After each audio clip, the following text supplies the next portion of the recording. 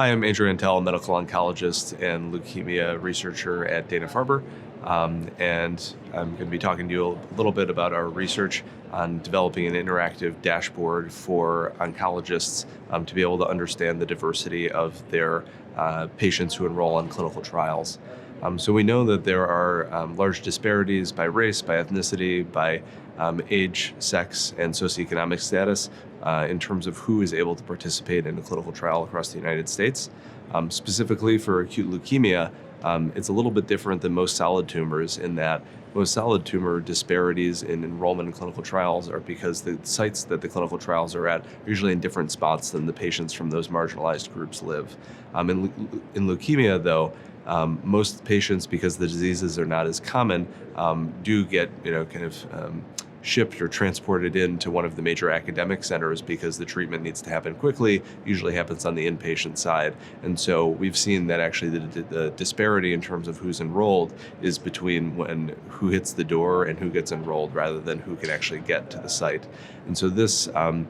research was trying to develop kind of a dashboard to support oncologists in understanding who they've been able to enroll on trials and who has not been able to enroll. And so we were able to kind of accurately put together a dashboard that assigned patients to the correct physician, to the correct enrollment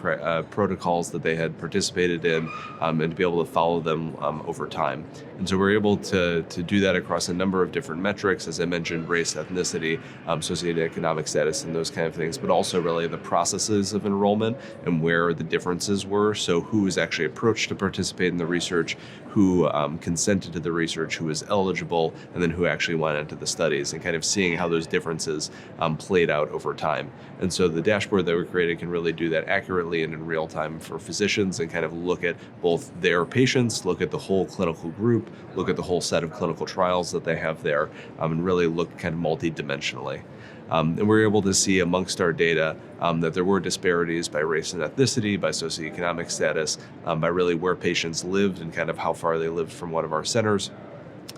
As well as by the type of leukemia that they had, and kind of understanding how all those different factors played into who was able to participate in our trials. And while this isn't kind of an intervention study into itself, it really sets up our institution and is applicable to other institutions in that it's just kind of a data programmed data set that you can kind of install at different institutions and really use as a way to kind of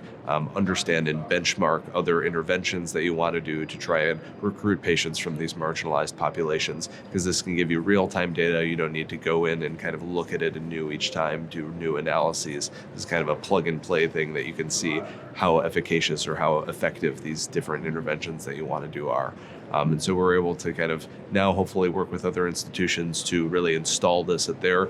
places and really understand how it affects providers and